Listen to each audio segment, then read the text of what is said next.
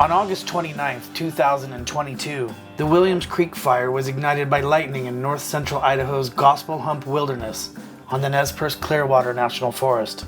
Even after an aggressive initial attack by Forest Service smoke jumpers, aerial and other firefighting resources to contain it, the blaze continued its destructive path into the small town of Orogrande, eventually growing to nearly 18,000 acres.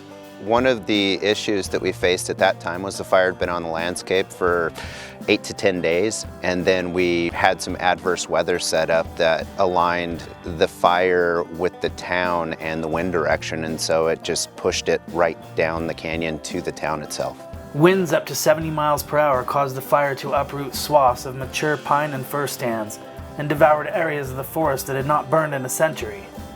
When the smoke cleared, one residence and a few outbuildings had been lost, but the town's remaining structures were left undamaged. For the most part, Orogrande had been battered, but spared.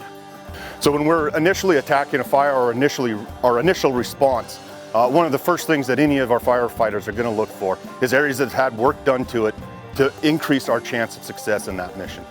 Seasoned firefighters quickly realized that projects to reduce hazardous fuels that had occurred in the area in the years prior to the fire had paid off. Between 2016 and 2020, federal, state, and local officials came together with members of the Orogrande community and the Nez Perce Tribe to log, thin, remove, and proactively burn decades worth of forest fuels because of the known wildfire risk to the community. Fuels reduction work is critical in our ever-changing response to wildfires, where fires now are much more aggressive, burning much more rapidly, and these fuels reduction projects in and around values at risk, whether it be communities or any infrastructure that we are working to protect, are critical in the success of that mission.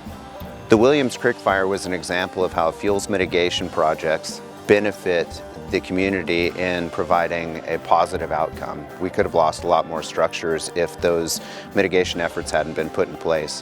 When I first come up here decades ago, you could tell it's just lush and green and vibrant. But decades later, all the dead trees and dead vegetations and things, you could just tell that it was a tinderbox. And it concerned me greatly. So when I found out that they had gone and done a fuel reduction, at first I was against, but it's like, no, this is a good thing. So when the fire broke out, and I knew about that, I thought, well, we'll see. But I was watching everything as the fire came barreling over the hill. And I saw it pretty much stop. I mean, that little bit of break, I didn't believe that it would have helped, but I actually saw it working. We had our fire line right up above.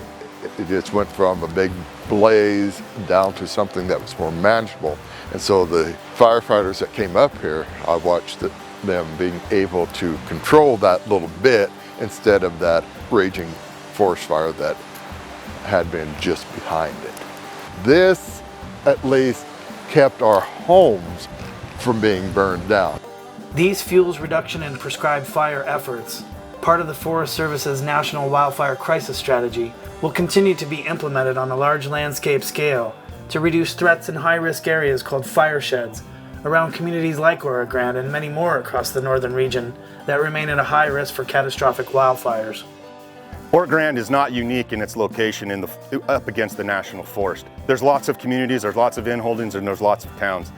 Now, more than ever, with increased funding, it's critical that we work with our communities and our partners to get more of these type of projects done. Get them off the ground, get them implemented, and continue moving forward.